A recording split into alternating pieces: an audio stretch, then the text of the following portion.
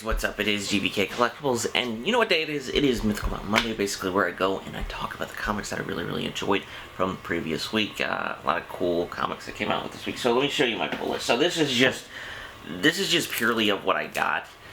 That was on my pull, like actual stories and stuff, and I actually picked up a few things here and there. Read a few things too. Catched up on a bit of things, especially like Spider-Man Spider's Shadow, which was really cool. But yeah, pretty big pull list, a lot of cool things going on. So let me just start from the top. Just give a quick overview. Action Comics had its first annual of 2021. It was really fun. It was continued on focusing on the House of L, which I think is going to be kind of what the annuals are going to be about. They're going to be mainly about the House of L.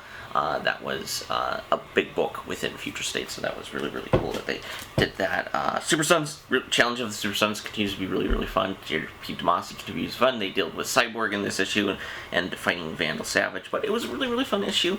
It was really cool.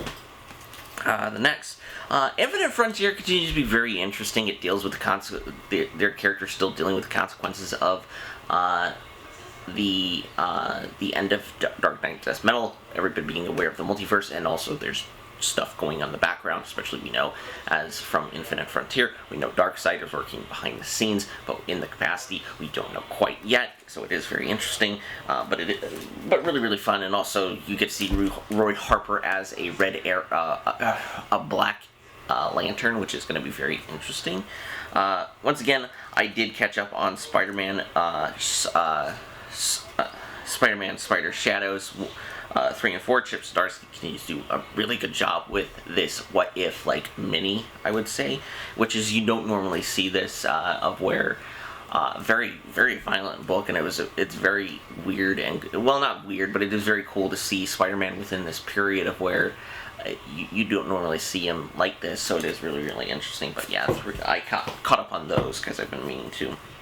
Excalibur is continuously interesting as they're trying to, Merlin's kind of became disillusioned, and they're trying to basically, we learned that Pete Wisdom has been revived and there's really no way to get back to the UK, so basically he starts his own intelligence group, which is really cool, called Strike, which they had worked. Way of X is really interesting. It continues to be really cool to show, Nightcrawler kind of developing this religion for mutants, and also it deals the Legion dealing with Legion working on the front of dealing with Onslaught, which was really cool and interesting. Invincible Red Sonja continues to be really fun. It just seems to be a really fun book to where it's a very traditional Red Sonja book. Vampirella vs. Purgatory actually finished up, and I thought it was really fun. Purgatory is actually getting her own solo book, I think later this year, or maybe next year. I'm not completely sure at what point, but at the same time, it was really interesting and really fun book. I really enjoyed it. Dynamite Lives continues with issue number 2. It was a fun book. I don't think it was I wouldn't say as fun, but not a lot really happened. You get a lot of introduction to new characters, of how kind of the plague works and everything, so, but yeah, I'm interested to see the issue 3 of this series, so, with that out of the way, let's get onto the top comics of the week. So, at number 5, it is Wonder Woman 775 by, Becky Clooney and Michael, Conrad.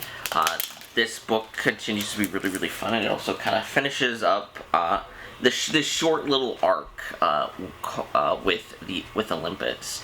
Basically, Deadman and Wonder Woman and the little squirrel. I can't pronounce his name, but I will put the annotation. Basically, they're going to the graveyard of the gods to basically get all the Olympian gods back from death, essentially, in their rightful place. It is really cool. Then we come into contact with the Keeper of the Grounds, who's this really cool, well-designed character. He very much looks like a plague doctor, which looks really good. And it's actually cool because there is a battle of wits. So it is a very slower issue in comparison. Not slower issue, there's a lot of action that does happen, but it is more it kind of it's really cool because it shows the more kind of side of Diana, of where she's very it's not every issue can be fighting or anything, which I think people would like, but it also shows she's like it was really cool to see Diana like kind of talk and like work where there's not a lot of fighting going on. Basically, but at the end, eventually the gods get returned back to their rightful place, and Diana basically sets course to find the god kill, the god say like the oh god, what is it? It is the god, like basically the god killer, the god slayer, like scythe, which the god saber, that's what it is. Sorry. So it is really cool. So it is really cool just because I think the series just in general has been really fun, just because we get to see Diana jump through different types of like mythological gods and everything, which is cool. Which is going to be really cool because if this actually eventually, because I can kind of see it going that direction if she eventually makes contact, like, with a lot of this, like, with Yara Florin eventually in this book. I don't know if it'll happen or not, but I think it would be very cool. And, of course, there is Young Diana, which is the backup stories for these, which is written by Jordi Belair. Personally, not my thing. I mean, I kind of read the first few, like, stories of them, and I was just like, this necessarily isn't for me, but for those of you who do interesting, later know that Young Diana is actually getting I think a trade paperback completely. Either that or it's going to be like its own solo series, which is going to be really cool. I think it is its own like complete compendium, but yeah. Wonder Woman, the art continues to be really great. The writing from Michael Conrad and Becky Clune. I think I messed those names up around, but as always, I put the creative teams on each book and in the videos. So yeah, I would definitely suggest, hopefully the trade of this should be coming out pretty soon, so you'll be able to read from the story from the beginning, so it is really cool. I do definitely suggest, Wonder Woman 7, Jesus, I keep dropping stuff, 775. It was really fun and really cool. So, with that out of the way, let's get on to our next book. Well, my next pick, I should say. And my next pick is Joker number 5 from James Tynion IV, and it also is featuring the Punchline story, the continuation of the Punchline story, which is really cool. So this actually issue, because it doesn't focus on what's going on now, it actually just focuses primarily on the past, and shows like of what we can determine. This is Gordon's first interaction with the Joker within like continuity, like at least in time of when he's because he's captain at the time. He's like Harvey Dent is not Two-Face yet, and basically this is after he basically is. It actually. This is after, like, Joker's first attack where he poisons nearly tries to poison the water supply, so very much the first encounter with the Joker within continuity, which is really cool. Eventually they do capture him and they put him in, they're sending him to Arkham Asylum, which is run by Jeremiah Arkham, which is really cool. Then we eventually learn that Billy Sampson, who is connected to the Sampson family, who we eventually would learn in the main book. So it is really cool that it has a throwback tie-in, and it's kind of like this cool little retcon to show this character. Although I don't know if the Sampson characters have been like Billy Sampson and I forget what his name is. The other Sampson, the elder Sampson, if they have been always connected. But it also basically shows, because eventually what we learn is the Joker kind of breaks free out of confinement, and basically what Gordon is there to do is essentially watch him all night. And Harvey Dent actually, and he tries to tell Harvey Dent that, and also there's a point where they're actually going to be busting Falcone and some of his men later in the day. Basically, but like at the same time, Gordon doesn't necessarily trust Arkham to keep Joker safe, because he it's a need, like, it's very interesting because what Tynion does, he actually shows like kind of the like the other side of Jim Gordon that we're not familiar with, of like where he's too focused on the job at the detriment of like his wife and his kids and everything, which is very like mainly his wife. And it is very interesting to see this with Gordon, because it's usually a character, like I would even say with Fox, even with Lucius Fox. It's the exact same way with John Ridley doing Batman Second Son. We see him in kind of a new light, and the Fox family in a new light through this series, so it is very interesting. Now, I personally believe Jim Gordon is a good man, and he just wants the best, and wants to keep Gotham safe. And also keep his family safe, because he eventually, like, this is before really the Killing Joke happened, of where he really, like, where we really see, like, where he can truly know Joker is a monster. We also do get the backup story with Joker and with Punchline, and it continues to be really, really fun. Really well done art, by the way, from, let's see, by Sweetie Boo.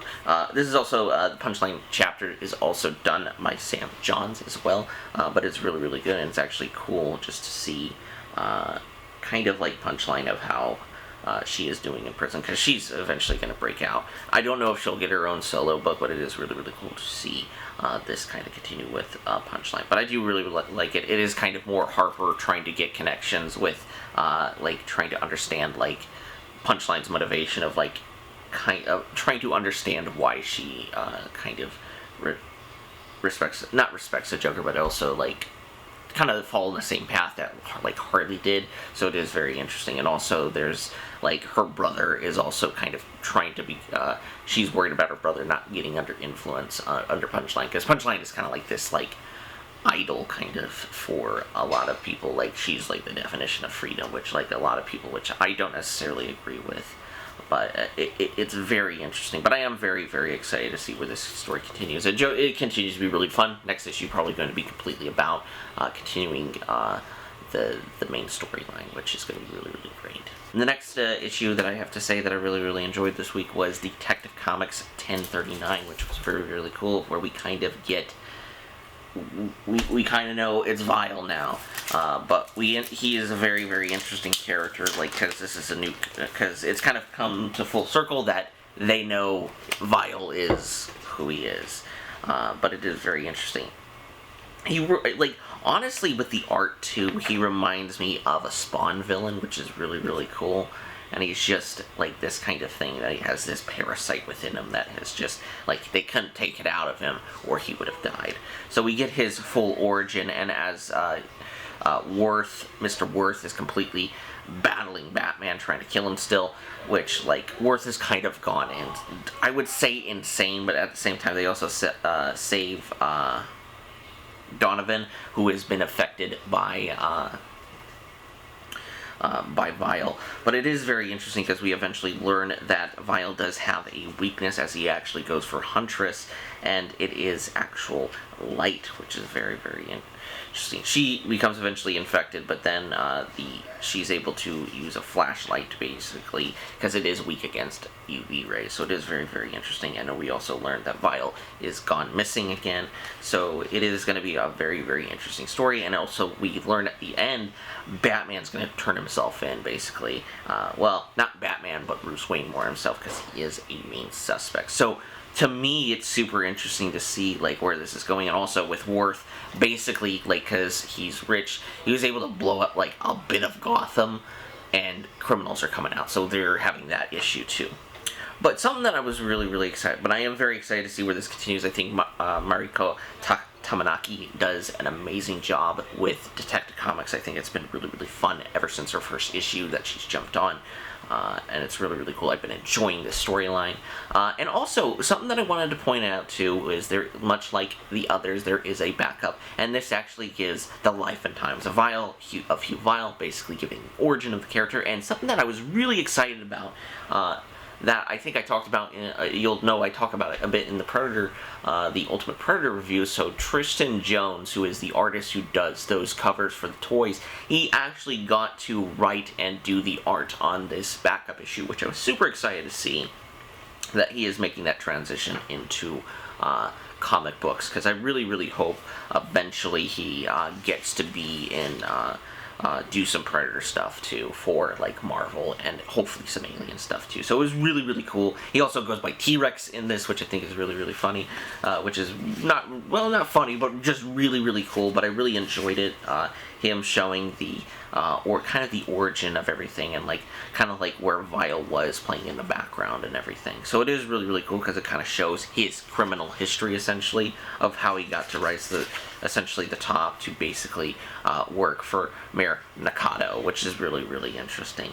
And like, I just love, especially within the last panel right here, I love how Tristan Jones actually really draws Vile, like kind of like this kind of very xenomorph and alien-esque, and you can also see like the mandibles and everything, so you can get the like heavy Predator influences, which I just generally enjoy, I really enjoy.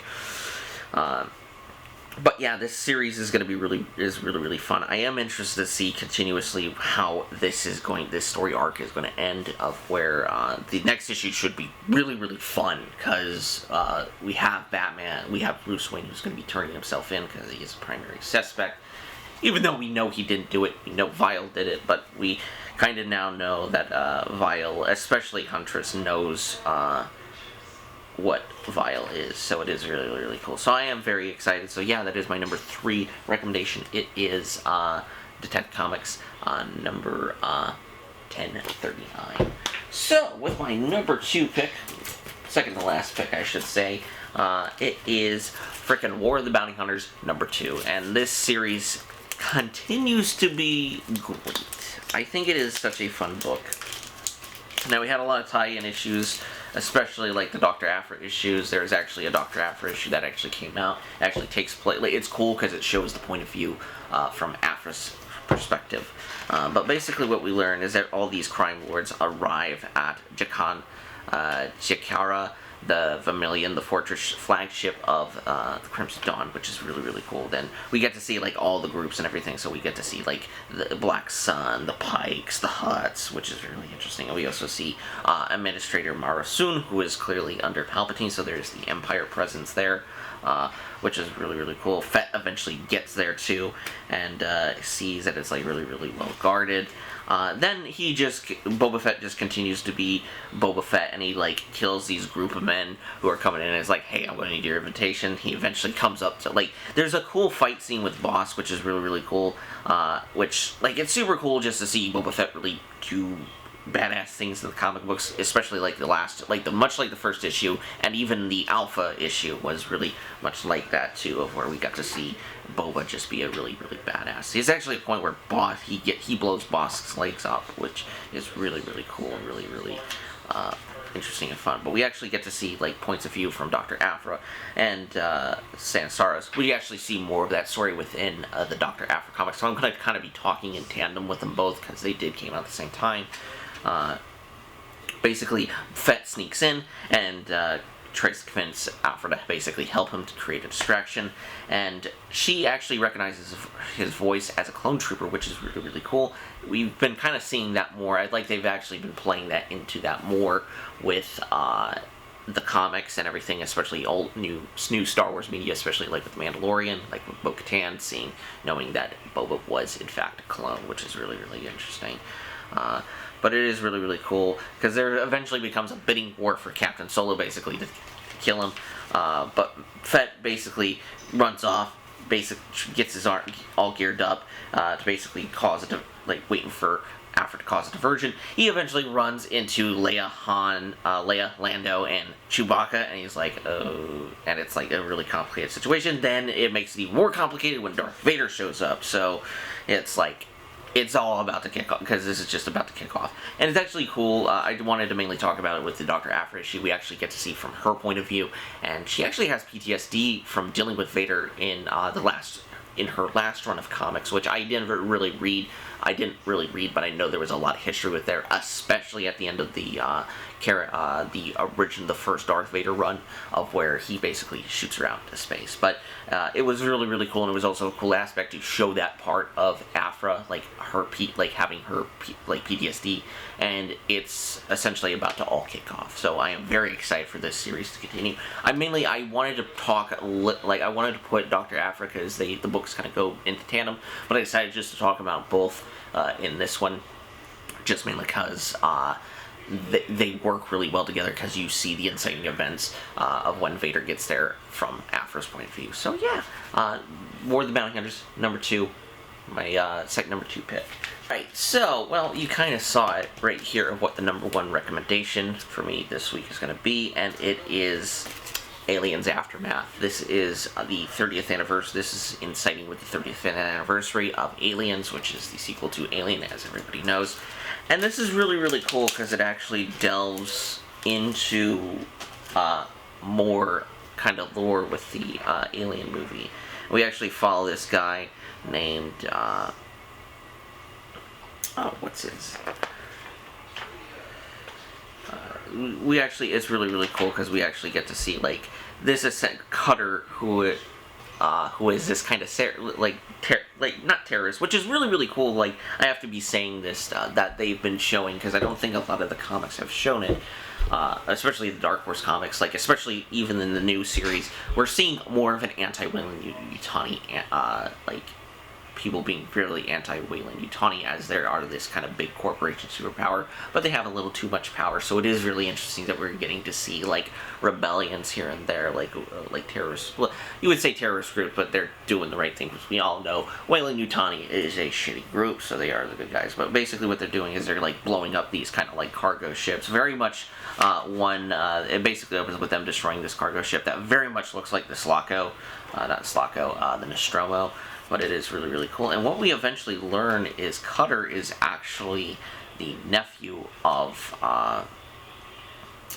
Vasquez from Aliens, which is really, really cool. And they actually, and it's really, really cool because they actually delve in and they actually show, like, they have this kind of like a YouTube show, I want to say, although I don't know what exactly that would be within the future, but they're basically broadcasting of, like, their like, them sabotaging, like, Weyland-Yutani, which is really, really cool. They eventually later go to LV-426, and it's actually snowed over, which makes sense because of the nuke that they dropped from orbit, but we actually get to see, within, I think, this new kind of canon, especially with the comic books, we get to see Hadley's Hope, and it's completely destroyed, unlike, like, Colonial Marines and stuff, where we actually get to see the snow. But they basically go in to basically explore the hive and everything, and we see, like, the hive is still, like, a bit of the hive is still there, but not, like, a ridiculous amount. We also get to see, like, cool things here and there. You get to see dead Marines and everything, which is really, really cool. So we actually have a xenomorph here, and it's a very, very unique looking xenomorph. So let me try to find it. There's actually a cool moment where Cutter actually discovers his Vasquez's smart gun, which is really, really cool.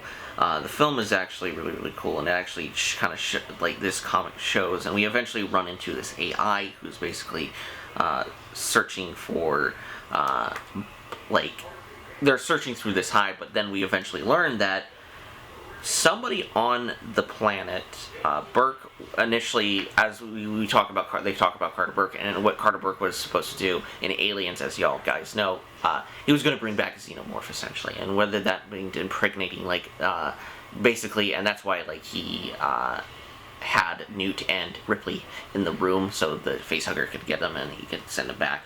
But basically what we learn is somebody is still alive, and there was actually somebody that they were originally going to be collecting.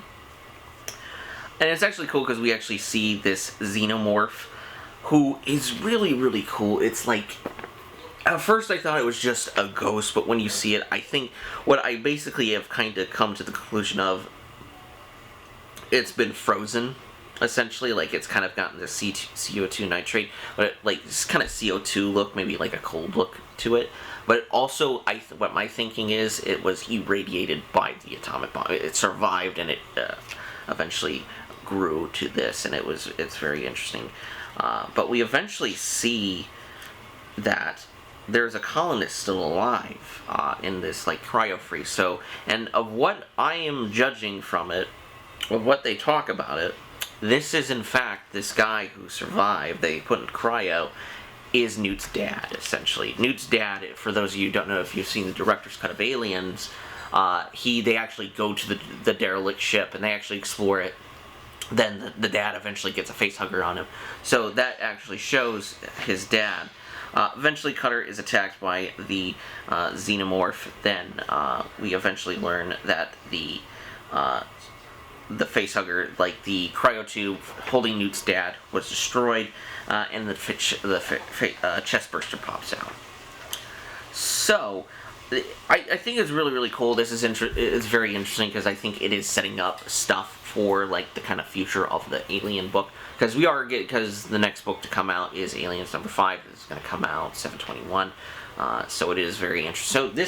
So this coming week, so Alien number 5 will be coming out. So, but overall, I think it was a really, really cool story, and I am interested to see if this connects to the greater story of Alien. I actually have to next week, because I'm pretty sure Alien's gonna be on my top pick. But I really liked it. It was really, really fun. It was cool to explore the Alien world again.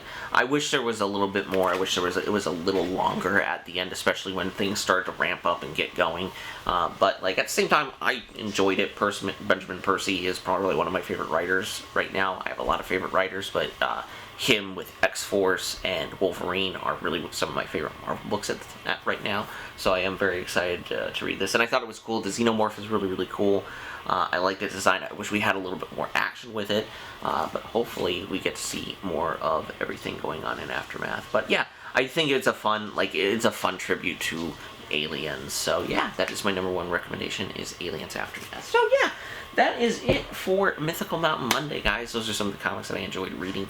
And yeah, I had a fun time reading a lot of them. So with that being said, I hope you guys have a wonderful day. Make sure to hit like, subscribe, and hit the little bell notification to get notified when Mythical Mountain Mondays, What's in the Box Wednesdays, Figure Fridays, and, you know, whatever else we post. Also check us out on Instagrams. All links will be down below, as well as our Mercari shops, too. And with that being said, guys, properly this time, I hope you guys have a great week. Hopefully it's safe, and hopefully you're having a great summer so far. I mean, it's been kind of fun. We're getting back to normalcy. So, yeah, everybody, hope you have a wonderful day. Peace.